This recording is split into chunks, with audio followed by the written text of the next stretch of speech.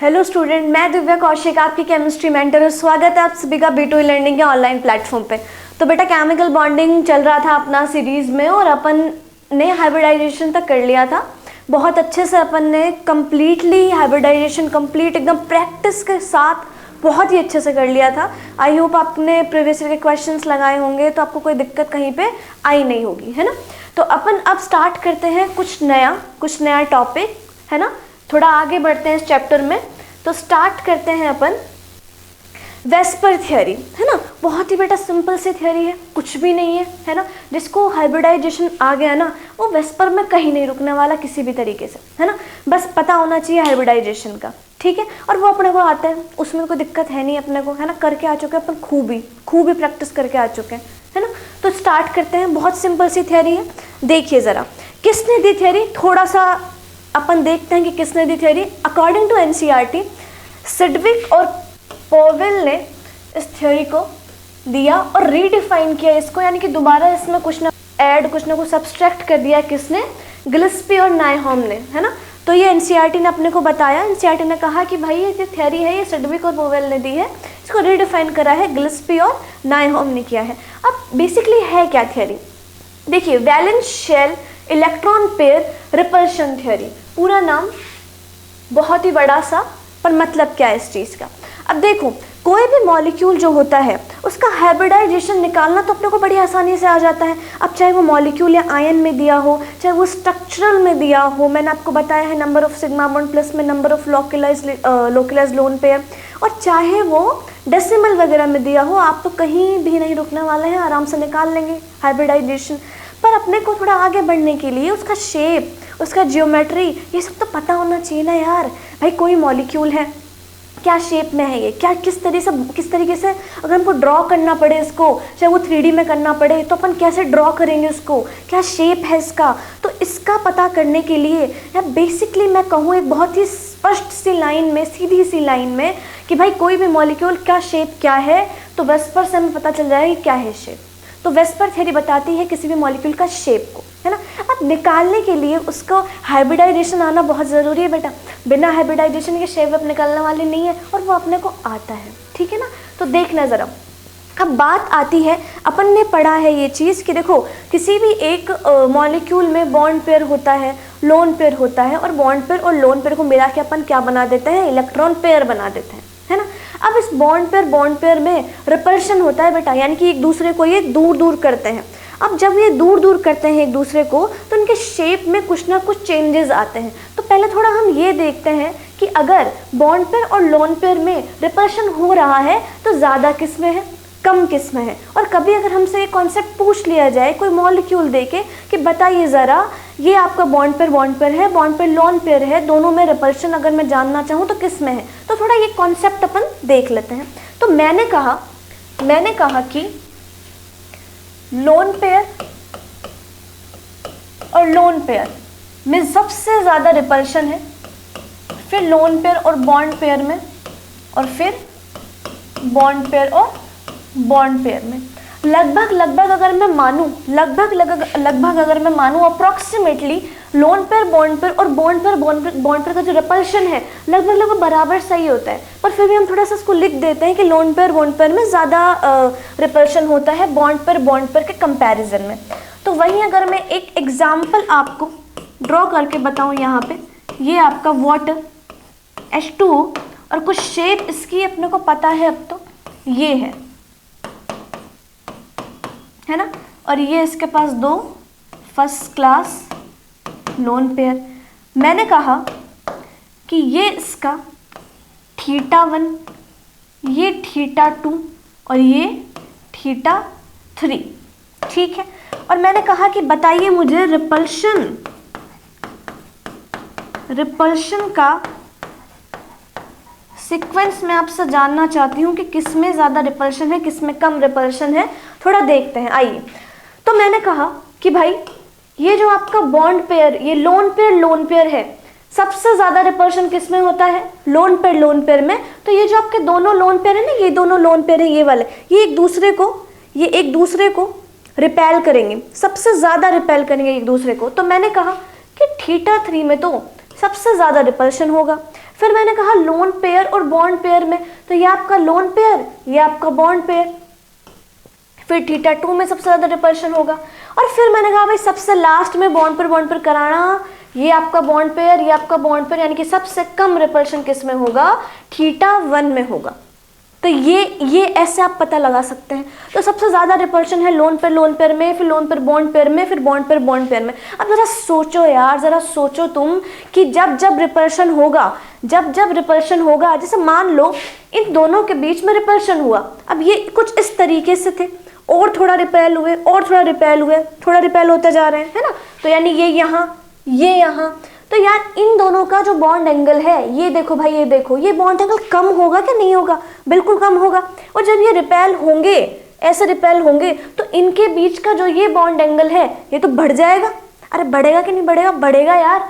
ये जब यूं होंगे तो इनका बॉन्ड एंगल कम, और ये जब यूं होंगे तो इनका बॉन्ड एंगल ज्यादा हो जाएगा। तो एक बेसिक सी बात है भाई, जनरल सी बात है कि जब कुछ भी रिपेल हो रहा है तो कहीं ना कहीं उस मॉलिक्यूल के शेप में कुछ ना कुछ चेंजेस तो आएंगे ही आएंगे। तो यकीन मानना कि वो चेंजेस भी कौन बताएगा अपने को, वेस्पर बताएगा, बिल्कुल, कि कैसे कैसे क्या क्या डिस्टॉर्टेड होने वाला है, वो सब वेस्पर से अपन को पता चल जाएगा। ठीक है, तो चलिए इसी चीज पे अपन आगे चलते हैं, थोड़ा सा बात करते हैं वही बहुत ही सिंपल सी कि भाई वेस्पर पढ़ क्यों रहे। अरे वेस्पर इसलिए पढ़ रही हूँ कि हमको मॉलिक्यूल का शेप पता करना है, हमको ये जानना है कि हमारे सामने जो मॉलिक्यूल रखा हुआ है किस शेप का दिखता है। तो कौन बताएगा, वेस्पर बताएगा अपना, है ना। और वेस्पर क्या करता है, ये डील करता है शेप ऑफ द मॉलिक्यूल से। वेस्पर थ्योरी किससे डील करती है, शेप ऑफ द मॉलिक्यूल से डील करती है। तो कुछ एग्जाम्पल अगर मैं आपको बताऊं यहाँ पे तो समझना जरा, देखना CH4 आपके सामने है। अब आप कहीं भी इस चीज़ में तो बिल्कुल नहीं रुकने वाले कि मेरे को ये अच्छे से पता है कि आप आराम से स्टेरिक नंबर निकाल देंगे, आराम से हाइब्रिडाइजेशन निकाल देंगे, कोई परेशानी अपने को यहाँ पे आने वाली है नहीं। तो CH4 का स्टेरिक नंबर भाई 4 + 4 8, 8 का हाफ 4 4। NH3 का स्टेरिक नंबर 5 + 3 8, 8 का हाफ 4। H2O का स्टेरिक नंबर 6 + 2 8, 8 का हाफ 4। अरे निकाल के आए लास्ट लेक्चर में भाई, खूब ही निकलवाना सिखा रखा है मैंने स्टेरिक नंबर, है ना, कोई दिक्कत वाली बात नहीं है, लास्ट लेक्चर में निकाल के आए हैं अपन। और हाइब्रिडाइजेशन भी बता रखा है, 4 अगर स्टेरिक नंबर है तो sp3 sp3 sp3। बताओ भाई, स्टेरिक नंबर भी सेम आ गया, हाइब्रिडाइजेशन भी सेम आ गया। अब बताओ क्या ही तो डिफरेंट है इसमें, कुछ भी डिफरेंट नहीं है। अगर हम ज्योमेट्री का बात करें तो टेट्राहेड्रल, टेट्राहेड्रल और टेट्राहेड्रल। पर शेप की बात जहां करी जाएगी बेटा, शेप की बात जहां करी जाएगी, CH4 जो है बिल्कुल टेट्राहेड्रल दिखाता है, पर NH3 जो है वो आपका पायरामिडल शेप शो करता है, और H2O जो है वो आपका बैंड शेप या फिर V शेप शो करता है। तो देखना जरा, स्टेरिक नंबर सेम है, हाइब्रिडाइजेशन सेम है, ज्योमेट्री सेम है, पर शेप में डिफरेंस आ ही गए। अब इस डिफरेंस को डील कौन करेगा, ये डिफरेंस आया कैसे है, या ये शेप इसकी कैसे चेंज हो गई तीनों की, यहाँ से यहाँ तक सब कुछ बराबर ही चल रहा था, ये सब कौन बताता है अपने को, ये सब वेस्पर बताता है अपने को। समझ में आई बात। तो अब यही सब जानने के लिए थोड़ा और एक एक स्टेप आगे चलते हैं अपन। देखना जरा, अब देखो ज्योमेट्री और शेप में बेसिकली पूछ लेते हैं कि डिफरेंस क्या है आपका, है ना।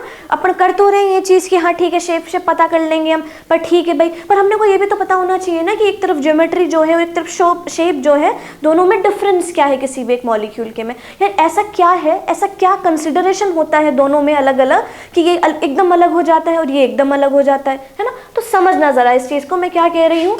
मैंने ये कहा कि द 3D अरेंजमेंट, अब दोनों में ही 3D अरेंजमेंट ही होता है बेटा, दोनों में ही 3D अरेंजमेंट होता है, ठीक है, ऑफ हाइब्रिड ऑर्बिटल या ऑफ बॉन्डेड एटम्स। अब ज्योमेट्री में हाइब्रिड ऑर्बिटल का 3D अरेंजमेंट लेते हैं अपन, पर शेप में बॉन्डेड एटम का 3D अरेंजमेंट लेते हैं अपन। ये सबसे बड़ा डिफरेंस है ज्योमेट्री में और शेप में। याद रखिएगा बेटा इस चीज को कि ज्योमेट्री में अपन लेते हैं हमेशा हाइब्रिड ऑर्बिटल का 3D अरेंजमेंट और इसमें लेते हैं बॉन्डेड एटम का 3D arrangement.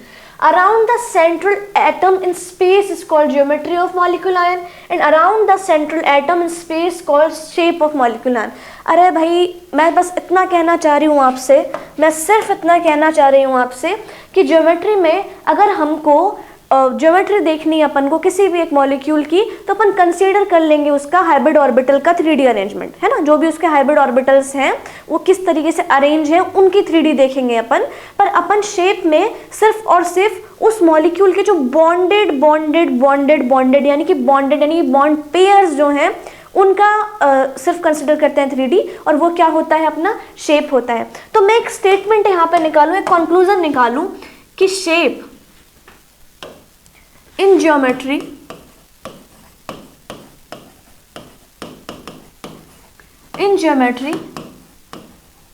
bond pair and lone pair are considered।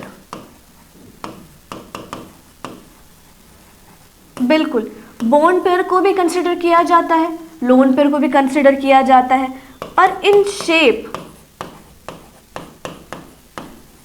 Only bonded atom यानी कि bond pair will be considered.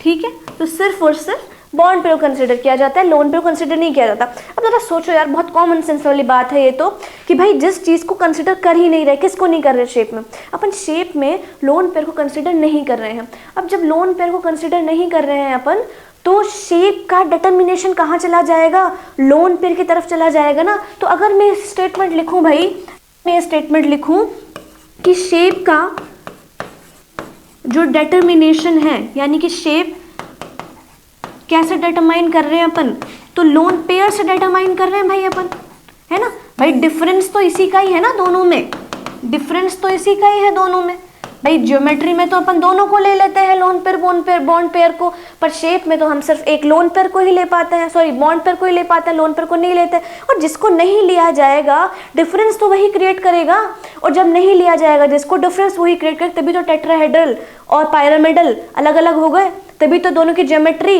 तो सेम है, तीनों की ज्योमेट्री तो सेम है, तीनों की ज्योमेट्री तो सेम है, पर शेप्स अलग अलग हो गई कि यहाँ पे अपन ने bond pair plus lone pair दोनों को कंसिडर कर लिया, पर यहाँ पे अपन ने सिर्फ बॉन्ड पेयर को कंसिडर किया। तो इतना बड़ा फर्क आ गया भाई।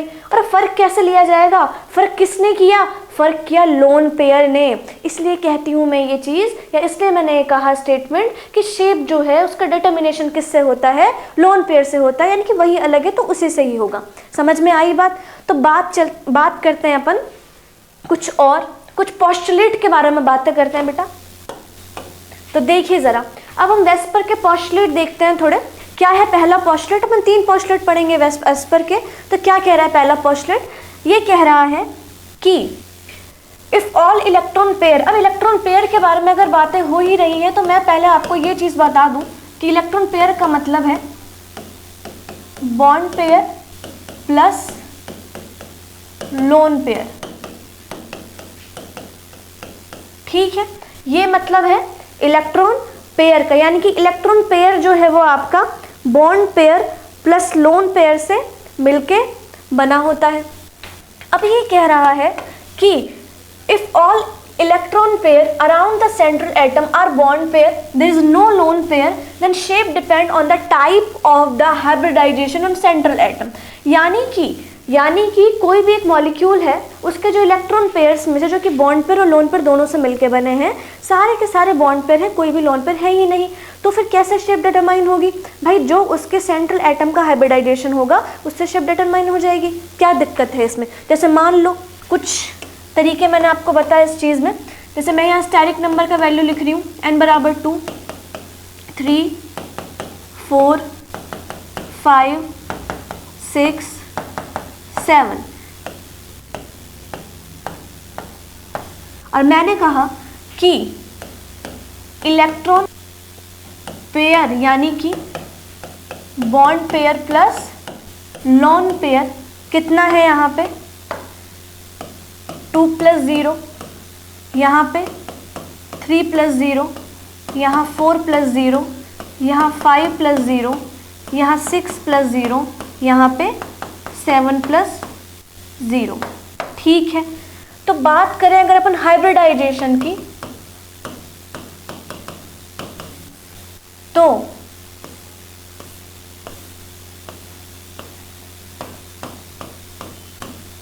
टू का हाइब्रिडाइजेशन sp, 3 का sp2, 4 का sp3, 5 का sp3d, 6 का sp3d2 और 7 का sp3d3।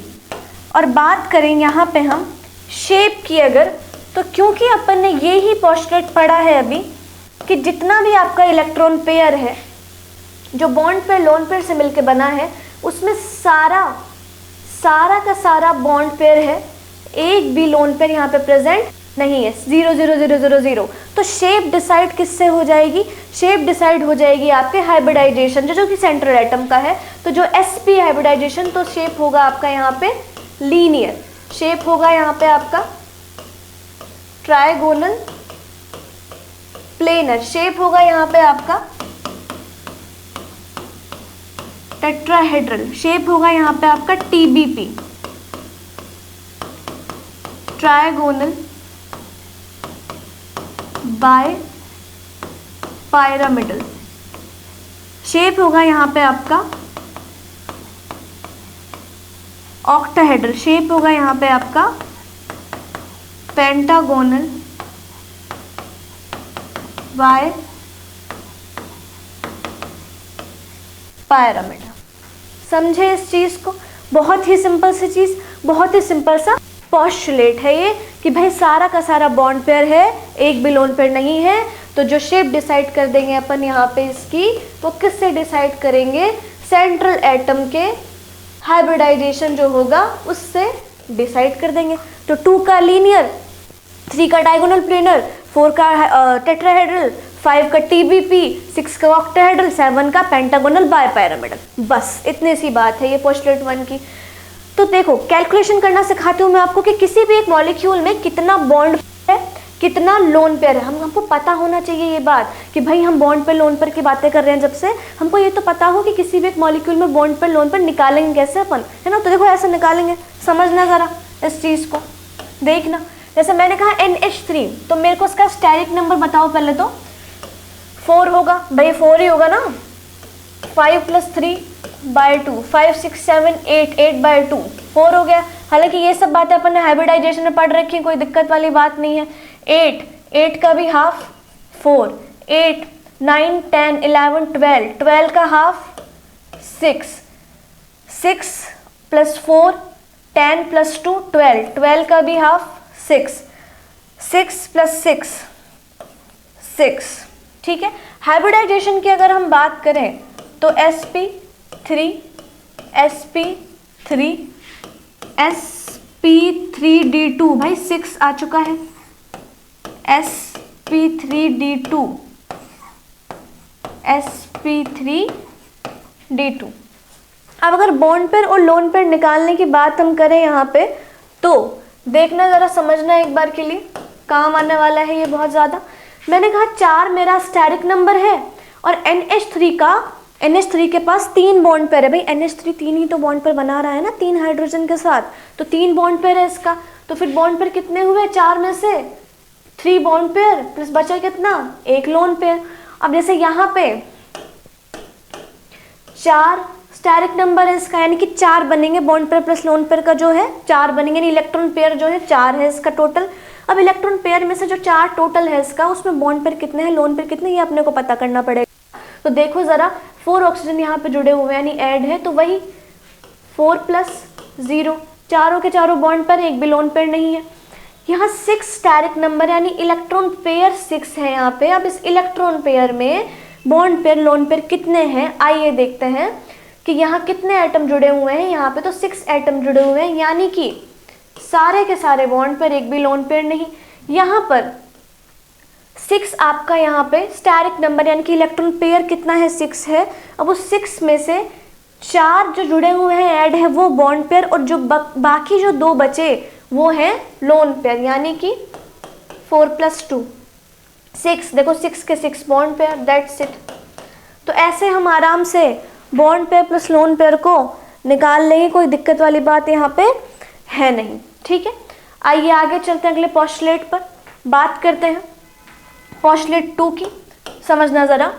तो if all electron pair around the central atom are not bond pair, here are some lone pair. अरे भाई बहुत सिंपल सी बात कह रहा है ये, कोई भी एक मॉलिक्यूल है, अब तक तो अपन ये पढ़ते आ रहे थे कि जितना भी कोई भी मॉलिक्यूल है, आपका जो कोई भी मॉलिक्यूल है उसमें सारे के सारे बॉन्ड पेयर हैं। पर अब सेकंड पोस्टुलेट ये कह रहा है कि सारे के सारे आपके पास बॉन्ड पेयर नहीं है भाई, कुछ लोन पेयर है, आ चुके हैं यहाँ पे। अब जब भी लोन पेयर आ जाएंगे तो कुछ ना कुछ तो रिपल्शन होगा ही होगा, है ना। लोन पेयर को सबसे ज़्यादा रिपल्शन होता है, तो जब रिपल्शन होगा तो वो जो शेप बनी हुई है आपकी, जो अभी आप देख कर आ रहे हैं सारी शेप्स, वो डिस्टॉर्टेड हो जाएंगे, यानी कि खराब हो जाएंगे, यानी कि थोड़ा सा बदलाव आएगा उनमें। अब क्या चेंजेस आएगा उनमें लोन पेयर के आने से, वो अपन एक एक करके डिस्कस करेंगे हर एक शेप में, ठीक है। तो समझना ज़रा, देखना। तो मैंने कहा कि सबसे पहले स्टेरिक नंबर 2 लिया मैंने, हाइब्रिडाइजेशन अपने को पता है sp है। बॉन्ड पेयर लोन पेयर का टेंडेंसी यानी कि पॉसिबिलिटी ऐसा हो सकता है कुछ 2 bond pair plus 0 lone pair, तो शेप यहाँ पे क्या आएगा आपका लीनियर आएगा, और कुछ ये शेप आपका बनेगा, ये आपका सेंट्रल एटम, ये आपका 2 कॉर्नर एटम, एक बॉन्ड इसका, एक बॉन्ड इसका, एक बॉन्ड इसका, एक बॉन्ड इसका, ठीक है। तो लीनियर शेप है ये।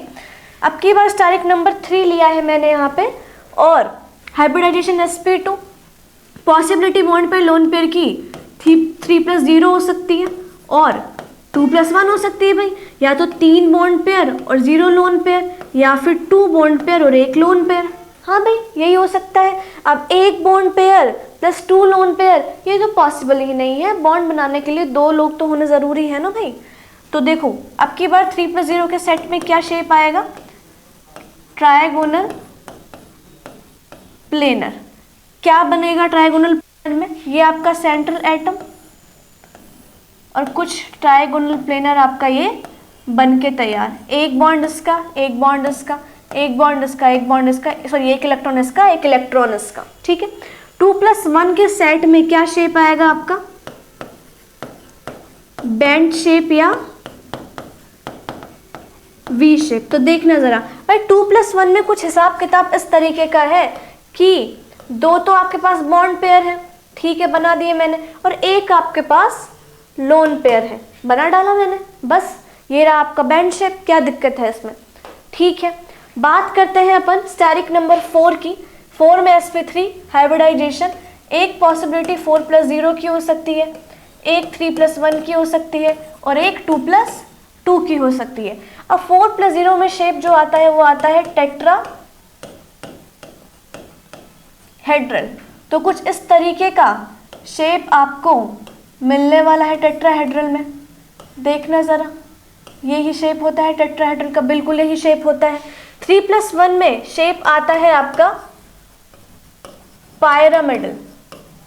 क्या शेप है भाई, 3 बॉन्ड पेयर है, बना दिए 3 बॉन्ड पेयर, और एक आ गया आपका यहाँ पे लोन पेयर। तो पायरामिडल शेप जैसा ही तो लग रहा है भाई, ये देखो ना, देखो, अरे देखो भाई, देखो देखो देखो, 1-2 पेन ही है अपने पास, देखना ज़रा भाई, ये 2 और एक ये मेरा हाथ देख लो, ये वाला बॉन्ड है ना, तो 3, ये पायरामिडल की तरह तो नज़र आ रहा है आपको, देखो ज़रा, देखो, ये देखो, है ना, और एक पूरा का पूरा लोन पेयर इस पे लग गया आराम से, है ना। देखो अब 2 + 2 में देखो क्या शेप बनता है भाई, 2 + 2 में तो वही बनेगा बेंट या फिर वी शेप। पर बस फ़र्क सिर्फ इतना है थोड़ा सा कि इस बारी अगर 2 बॉन्ड पेयर आपके पास है तो 2 ही आपके पास लोन पेयर प्रेजेंट है, तो ये आपका बेंट शेप है। बात करते हैं 5 यानी sp3d हाइब्रिडाइजेशन की। तो पॉसिबिलिटीज 5 + 0 की भी है, 4 + 1 की भी है, और यहाँ पर 3 bond pair plus 2 lone pair हो सकते हैं, और 2 bond pair plus 3 lone pair. तो 5 पॉसिबिलिटीज अपने को यहाँ पे मिल गई। तो देखना ज़रा 5 + 0 में शेप बीपी यानी कि ट्रायगोनल बाय पायरामिडल, अभी पढ़कर आने पीछे वही आने वाली है, ट्रायगोनल बाय पायरामिडल। तो कुछ शेप ये नजर आएगी आपको, ये आपका ट्रायगोनल बन चुका है आराम से, यानी कि 5 बॉन्ड पर बनाने अपने को, और ये आपका 5 बॉन्ड, एकदम फर्स्ट क्लास ट्रायगोनल, एक ऊपर और एक नीचे, यानी कि बाय पायरामिडल। एक पायरामिडल बनेगा ऊपर वाले से 3 का, एक पायरामिडल बनेगा नीचे वाले से 3 का। 4+1 की बात करें, अब देखो एक चीज मैं आपको यहाँ पे बताना चाहती हूँ कि इन sp3d,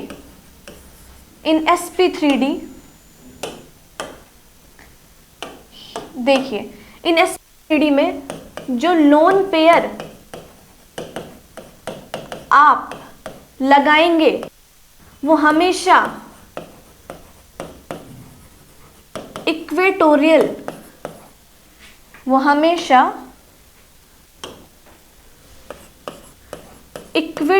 पोजीशन पर लगाएंगे। ठीक है, अब इक्वेटोरियल पोजीशन क्या होती है, थोड़ा सुनना जरा इस चीज को।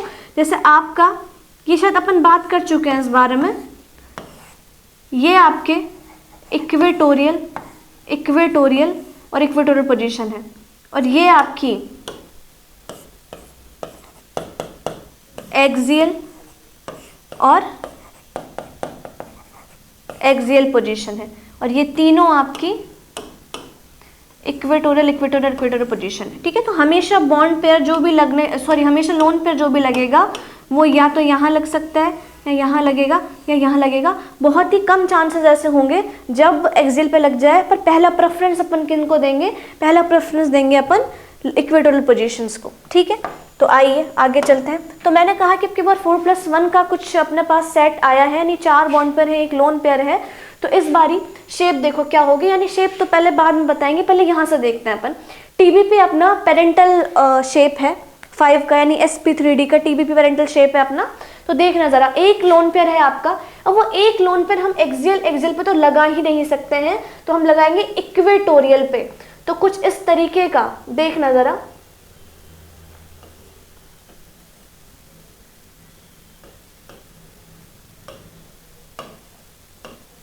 कुछ इस तरीके का शेप आपको देखने को मिलेगा। और ये शेप किस तरीके से नजर आ रहा है आपको, ये शेप के शेप पे नजर आ रहा है आपको, समझ आई बात? बिल्कुल। वहीं दूसरा सेट देखते हैं 3+2 का, यानी कि आपके पास 3 बॉन्ड पेयर हैं और 2 लोन पेयर है। अब वो 2 लोन पेयर लगाएंगे कहाँ पे भाई, sp3d में इक्वेटोरियल पे लगाने वाले हैं अपन। जैसे कि मैंने कहा ये आपका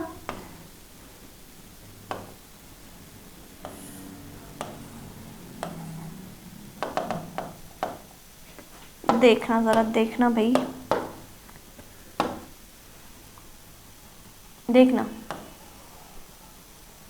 ठीक है, 2 बॉन्ड पेयर लगाना है अपने को, और ये लगा दिया 2 बॉन्ड पेयर। ये देखिए फर्स्ट क्लास, कौन सी शेप आई अपनी ये, बिल्कुल मुझे तो टी शेप नज़र आ रही है, आपको भी टी शेप नज़र आ रही होगी, कोई दिक्कत वाली बात यहाँ पे है नहीं, टी शेप आपको नज़र आ रही है। वैसे ही अगर मैं 2+3 की बात करूँ, वैसे ही अगर मैं 2+3 की बात करूँ, तो 2+3 में आप क्या बोलेंगे, 2+3 में आप बोलेंगे कि मेरा 2 बॉन्ड पेयर है और 3 लोन पेयर है, यानी कि 3 बॉन्ड पेयर है आपके पास, 3 लोन पेयर है आपके पास, और ये आपका शेप आ गया फर्स्ट क्लास। किस चीज़ का शेप आया है ये, आराम से आपको नज़र आ रहा होगा बेटा, लीनियर शेप। ठीक है, बहुत सिंपल सी बात है ये। अच्छा, एक चीज़ और समझिए कि जैसे भी के शेप है, इस के शेप को हम डिस्टॉर्टेड टेट्राहेड्रल भी बोल सकते हैं, इस के शेप को हम सीसॉ शेप भी बोल सकते हैं। ठीक है, देखिएगा, तो सीसो शेप, अरे वो जो झूला होता है पार्क्स में लगा होता है, उसको थोड़ा सा उससे कंसिडर नहीं कर रहे अपन कि एक इंसान यहाँ बैठता है, यहाँ बैठता है और आराम से मस्त अपने मोशन चलता रहता है ना, तो वो सीसा का कुछ स्ट्रक्चर अपने को यहाँ पे देखने को मिलता है, तो सीसा भी बोल देते हैं। अब 2-3 नाम है हर एक शेप के, तो अपने को कोई भी नाम दिख जाए तो अपन कर दें, वो वाला हिसाब है यहाँ पे, तो है ना। तो ये चीज़ है। अब देखना, एक और कॉन्सेप्ट थोड़ा सा लेके चलते हैं अपन, समझना जरा इस चीज़ को, बेटा इंपॉर्टेंट है। मैंने कहा कि यहाँ ये ए है और ये 90 डिग्री पर है, दिख रहा है 90 डिग्री पर, बनाने की क्या ज़रूरत है। और मैंने कहा कि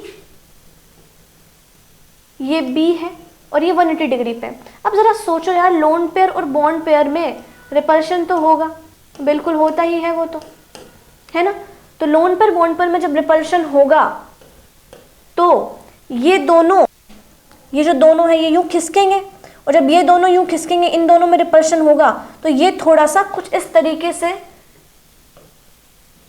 बनेगा,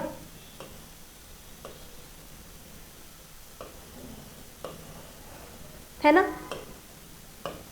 रिपेल होके थोड़ा सा यूं मुड़ जाएगा ये। अब इसके मुड़ने का हिसाब किताब क्या बैठेगा कि अभी तक तो ए जो था वो 90 डिग्री पे था, बी जो था वो 180 पे था, पर जब रिपल्शन होगा इन दोनों के बीच में, लोन पेयर बॉन्ड पेयर के बीच में, और ये बॉन्ड पेयर कुछ इस तरीके से मुड़ जाएंगे, तो थीटा का जो वैल्यू है, यानी थीटा ए का जो वैल्यू है, यानी कि ए वाला जो बॉन्ड एंगल है उसका वैल्यू 90 डिग्री से कम हो जाएगा, और वैसे ही बी वाले का भी वैल्यू 180 डिग्री से कम हो जाएगा। तो because of loan pair bond pair repulsion की वजह से, ठीक है। तो ये है अपने n = 5 यानी स्टारिक नंबर का हिसाब किताब। आगे चलते हैं 4 वाले पे, देखते हैं। बहुत इजी सी चीज़ें हैं बेटा, एक समरी देंगे लास्ट में और सब अपने को याद होगा, कोई परेशानी वाली बात नहीं है। तो एक 6 में तो sp3d2 में 6 + 0 का सेट हो सकता है, एक 5 + 1 का हो सकता है, एक 4 + 2 का हो सकता है। तो क्या शेप रहने वाली है? ऑक्टा हेड्रल, स्क्वायर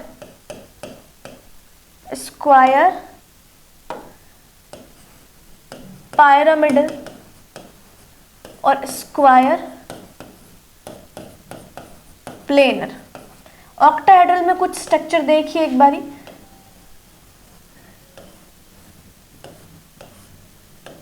कुछ इस तरीके की स्ट्रक्चर रहने वाली है ऑक्टाहेड्रल की। अब देख रहा हूं स्क्वायर पिरामिडल, अब ये दो एक तरफ से देखा जाए तो ये स्क्वायर ही है ना, पर एग्जैक्ट 2 पिरामिडल है तो ऑक्टाहेड्रल शेप दिखाएगा। पर यहाँ पे आपकी बार क्या है, अपन ने एक लोन पेयर डाल दिया है, तो इस बार कुछ शेप आपकी इसमें क्या होगी,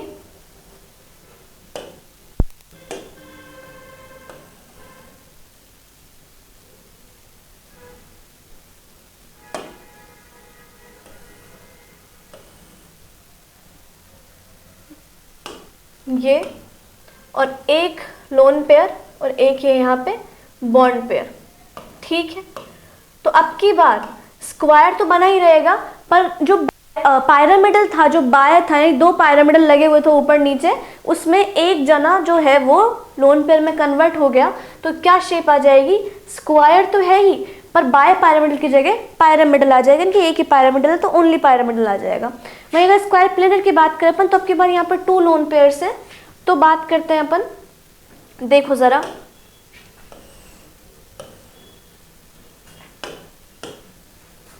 टू लोन पेयर में ये देखो, दैट्स इट, स्क्वायर प्लेनर खाली, दैट्स इट। ये 4, 2 ये और एक ये देखिए, और एक ये, ऐसे बन जाएंगे स्ट्रक्चर। देखो ये देखो, और एक यहाँ ये पूरा लोन पेयर, एक यहाँ ये पूरा लोन पेयर, बढ़िया फर्स्ट क्लास प्लेन जाएगा इसमें, स्क्वायर प्लेनर एकदम फर्स्ट क्लास, है ना।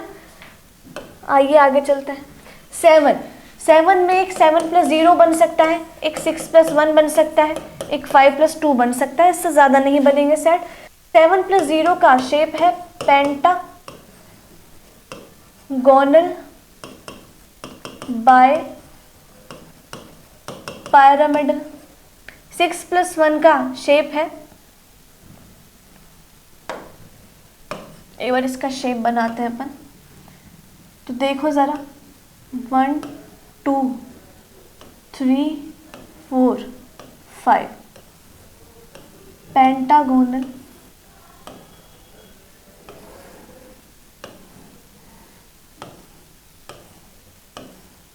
Bye pyramidal. ठीक है, पेंटागोनल बाय पायरामिडल। 6+1 में पेंटागोनल पायरामिडल, क्योंकि अब की बारी एक लोन पेयर आ चुका है यहाँ पे, तो वही बस सीधा सीधा हिसाब किताब।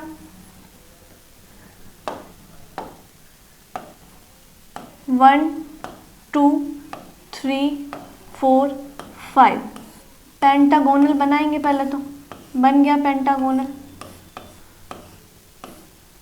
और एक ये लोन पेयर और ये एक आपका सिंगल पायरामिडल। 5+2 pentagonal planar. कैसे बनाएंगे देखना। 1 2 3 4 5 फर्स्ट क्लास पेंटागोनल बन जाए पहले हमारा, और ये एक लोन पेयर और एक ये दूसरा लोन पेयर, तो पेंटागोनल प्लेनर बन गया आपका। ठीक है, तो ये कुछ शेप थी n = 7 तक की, यानी कि 2 3 4 5 6 7 2 3 4 5 6 और 7 तक के तो शेप थी। अब इनको कैसे अप्लाई करने वाला है अपन थोड़ा समझना है इस चीज़ को। जैसे मैंने कुछ एग्जाम्पल दिए आपको, देखना ज़रा। मैंने कहा SiCl4, n का जो वैल्यू SiCl4 का क्या होगा, 4 + 4 8, 8 का हाफ 4, हाइब्रिडाइजेशन इसका sp3। बॉन्ड पे लोन पर देखो 4 बॉन्ड पे है, चारों के चारों ही 4+0 सेट, और 4+0 सेट में क्या आता है शेप, टेट्राहेड्रल आता है। SO4-2 सेंट्रल एटम 6+2 यानी कि 8, 8 का हाफ 4, 4 मतलब sp3। sp3 में बॉन्ड पे लोन पर क्या बनेगा भाई, चारों के चारों बॉन्ड पे रहे हैं तो 4+0 यानी कि क्या शेप आएगी, टेट्राहेड्रल आएगी। ClF3 सेंट्रल एटम क्लोरीन 7+3 10, 10 का आधा हाफ, सॉरी 10 का हाफ 5, 5 sp3d सेट क्या बनेगा, 3 बॉन्ड पेयर है तो ठीक है, और 2 लोन पेयर हो जाएंगे फिर जब 3 बॉन्ड पेयर है तो 5 में से भाई 5 आया है इसका स्टेरिक नंबर, 3 इसके पास बॉन्ड पेयर है, 3 बॉन्ड पेयर है, बाकी बचे 2 लोन पेयर चले जाएंगे। 3+2 वाला शेप देखना ज़रा, देखना, अरे देखो तुम ही देखो भाई, तुम ही देखो कि 3+2 वाला, हाँ देखो ये रहा, कौन सी शेप है, टी शेप है भाई, तो लिख दो टी शेप है, तो क्या दिक्कत है, ऐसे याद करना है अपने को 3+2 टी शेप। ठीक है, HCF5 +8 9 10 11 12, 12 का एक और हटाएंगे प्लस चार्ज है तो 8 9 10 11 12 13, 13 का एक और हटाएंगे प्लस चार्ज है तो 12, 12 का हाफ 6, 6 मतलब sp3d2, और 5 बॉन्ड पेयर है यानी कि 5+1 का सेट, 5+1 का सेट यार, स्क्वायर पायरामिडल, ये देखो 5+1 का स्क्वायर पायरामिडल, बस तो फिर सब तुम्हारे सामने है, स्क्वायर पायरामिडल। ठीक है, XeO6 -6 8 9 10 11 12, 12 का हाफ 6, 6 मतलब sp3d2 क्या बनेगा, 6+0 बनेगा भाई, 6 के 6 बॉन्ड पेयर हैं, 6+0 में ऑक्टाहेड्रल। ठीक है, NO3 -5 +1 1 यानी 6, 6 का हाफ 3, 3 का मतलब sp2, sp2 का मतलब 3+0, 3+0 का मतलब ट्राइगोनल प्लेनर। SF4 6+4 का 10, 10 का हाफ 5, 5 मतलब sp3d में क्या बनेगा, SF4 है तो 4+1 यानी कि एक लोन पेयर, और एक लोन पेयर का अपने को अभी पता चल रहा है कि K शेप है यानी C शेप है। PCl6 -5 + 6 11 + 1 12, 12 का हाफ 6, 6 मतलब sp3d2 और 6 + 0, 6 + 0 मतलब ऑक्टाहेड्रल। SnCl2 4 + 2, 4 + 2 मतलब 6, 6 का हाफ 3, 3 मतलब sp2 और 3 मतलब 2 + 1, 2 + 1 मतलब बेंट या V shape. Br3 minus Br कुछ इस तरीके से लिख सकते हैं अपन, Br2, ठीक है, माइनस तो 7 8 9 10, 10 मतलब 5, 5 मतलब sp3d और क्या है loan bond pair, lone pair भाई दो बॉन्ड पेयर है तो फिर 2 + 3 का सेट, 2 + 3 के सेट में स्ट्रक्चर आता है यानी शेप आता है क्या, लीनियर। देखो भाई ये हिसाब किताब है, कुछ भी नहीं है, आराम से निकाल लेंगे। सेट याद होने चाहिए, सेट के रिगार्डिंग जो शेप है वो याद होनी चाहिए आपको। That's it. पोस्टुलेट 3 पे आते हैं, छोटा सा पोस्टुलेट है, समझना जरा, देखना। If all electron pair around the central atom are bond pair there is no lone pair, पर आइडेंटिकल होने चाहिए भाई सारे के सारे, तो आइडियल शेप शो करेगा नहीं रेगुलर शेप शो करेगा। मतलब क्या इसके कहने का कि पोस्टुलेट 1 में भी अपन ये पढ़ के आ रहे थे कि भाई सारे के सारे बॉन्ड पेयर होने चाहिए, पोस्टुलेट 3 में भी पढ़ रहे हैं कि सारे के सारे बॉन्ड पेयर होने चाहिए, पर एक चीज से यहाँ पे डिफरेंस है कि सारा बॉन्ड पेयर हो तो सही पर वो बॉन्ड पेयर आइडेंटिकल हो यानी इक्वल हो। जैसे SF6 6 बॉन्ड पेयर हैं, सारे के सारे फ्लोरीन ही हैं, सारे के सारे आइडेंटिकल हैं, तो शेप कौन सी होगी, आइडियल शेप मानी जाएगी, रेगुलर शेप मानी जाएगी उस शेप को, है ना। डाइपोल मोमेंट में इसका बड़ा कंट्रीब्यूशन है बेटा इस चीज का, तो देखना जरा। SF6 octahedral, PCl6 minus octahedral, XCO6 - 4 octahedral shape आ चुकी है इनकी। अब ऑक्टाहेड्रल ना बोल के इनको बोलेंगे ideal octahedral, ideal octahedral, ideal octahedral. क्यों बोलेंगे भाई, देखो जरा सेट क्या बन रहा है, 6 और 6 12, 12 का आधा 6 और बॉन्ड पेयर लोन पेयर का सेट क्या बना है इसमें 6 + 0, यानी कि सारे के सारे बॉन्ड पेयर ही है, बिल्कुल है, और सारे के सारे सेम है बेटा, सारे फ्लोरीन ही है, सारे के सारे बॉन्ड पेयर है, सारे के सारे सेम है, सारे के सारे बॉन्ड पेयर है, सारे के सारे सेम है। अब देखो इधर 5 6 7 8, 8 का हाफ 4, 4 मतलब टेट्राहेड्रल, पर बोलेंगे क्या इसको आइडियल टेट्राहेड्रल। क्यों, क्योंकि 4 + 0 का सेट है यहाँ पे, पर 4 + 0 के सेट में सारा का सारा बॉन्ड पेयर है, साथ में सारा का सारा बॉन्ड पेयर सेम है, सारा का सारा बॉन्ड पेयर सेम है। ऐसे ही यहाँ पे भी और यहाँ पे भी क्या बोलेंगे आइडियल टेट्राहेड्रल। यहाँ देखिए 3 + 3 6, 6 का हाफ 3, 3 मतलब 3 + 0 का सेट यहाँ पे बन रहा है अपना, और ट्राइगोनल प्लेनर पर बोलेंगे क्या आइडियल ट्राइगोनल प्लेनर, क्योंकि सारा का सारा जो बॉन्ड पेयर है वो क्या है सेम है, यानी 3 बॉन्ड पेयर है, तीनों Cl ही है, कोई भी दूसरा एटम यहाँ पे प्रेजेंट नहीं है। अगर ये ऐसे होता ना कि BCl2F तो ये आइडियल ट्राइगोनल प्लेनर नहीं होता।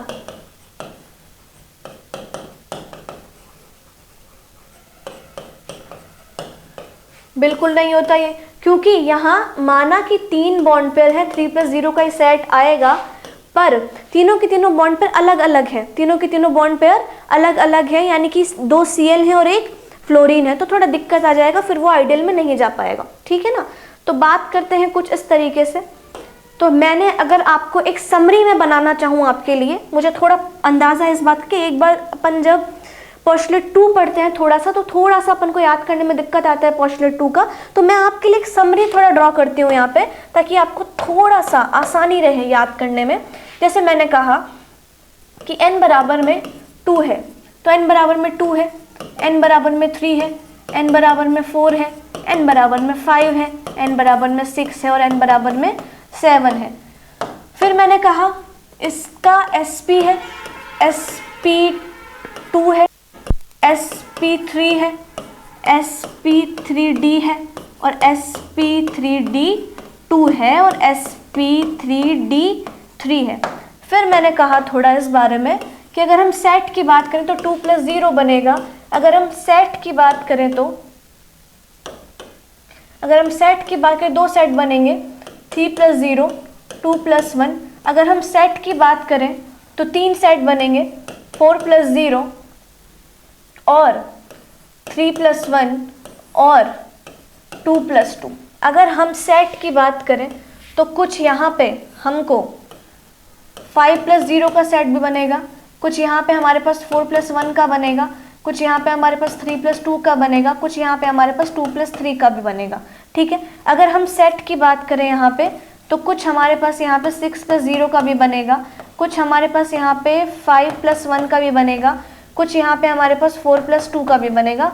That's it. ठीक है, अगर हम सेट की बात करें यहाँ पे तो कुछ हमारे पास यहाँ पे 7 + 0 का भी बनेगा, कुछ हमारे पास यहाँ पे 6 + 1 का भी बनेगा, कुछ हमारे पास यहाँ पे 5 + 2 का भी बनेगा। तो कुछ ये सेट अपने यहाँ पे मिल रहे हैं। बात करते हैं अगर शेप की, तो इसमें बात करें तो लीनियर शेप आपको नजर आएगी, इसमें बात करें तो ट्रायगोनल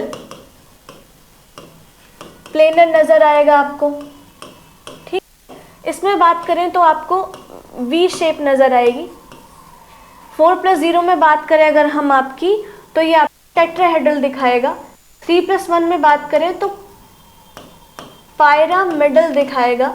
2 + 2 में बात करें तो वही वी शेप या बैंड शेप दिखाएगा ये आपको। 5 + 0 की बात करें तो TBP नज़र आ रहा है आपको। 4 + 1 की बात करें तो K शेप नज़र आ रहा है। 3 + 2 की बात करें तो T शेप नज़र आ रहा है। K शेप को आप सीसा शेप बोल सकते हैं, है ना। 2 + 3 की बात करें तो आपको लीनियर नज़र आ रहा है यहाँ पे, ठीक है ना। 6 + 0 की बात करें तो कुछ ऑक्टाहेड्रल नज़र आएगा। 5 + 1 की बात करें तो स्क्वायर पायरामिडल नज़र आएगा आपको। 4 + 2 की बात करें तो कुछ स्क्वायर प्लेनर नज़र आएगा आपको यहाँ पे। 7 में 7 + 0 की बात करें तो पेंटागोनल बाय पायरामिडल नज़र आएगा आपको यहाँ पे। यहाँ पे पेंटागोनल पायरामिडल नज़र आएगा यहाँ पे। पेंटा प्लेनर आपको यहाँ पे नज़र आएगा। देख लो भाई, ये आपका पूरे पोस्टुलेट सेकंड का समरी है बेटा। पूरा समरी निकाल दिया मैंने तो 1 मिनट में। देख लो अब कहाँ दिक्कत आ रही है आपको शेप याद करने में। ऐसे बनाओ ग्राफ, या कहते हैं इसको शेप, और तुरंत याद कर लो भाई, कोई परेशानी नहीं है। ये याद मतलब सब क्लियर है, कोई दिक्कत नहीं है अपने को। तो पोस्टुलेट 3 अपन ने यहाँ पे देखे, बहुत ही क्रिस्प और बहुत ही समराइज मेथड मैंने आपको अवेलेबल करा दिया है यहाँ पे। तो यहाँ तक अपन आज का लेक्चर रखते हैं। तीनों पोस्टुलेट बहुत अच्छे से याद कीजिएगा आप। शेप वगैरह का कोई परेशानी नहीं है, बस 1-2 बार करेंगे, अप्लाई करेंगे ना बार बार तो आराम से बिल्कुल याद हो जाएगा। कोई परेशानी वाली बात नहीं है ना। बस अप्लाई कीजिए, मोर एंड मोर मॉलिक्यूल्स के शेप निकालिए ताकि शेप धीरे धीरे याद हो सके। कोई परेशानी वाली बात नहीं है, ठीक है। तो आज का लेक्चर यहाँ तक ही रखते हैं अपन। मिलते हैं अगले लेक्चर में, तब तक के लिए पढ़ते रहिए, बढ़ते रहिए। Thank you so much.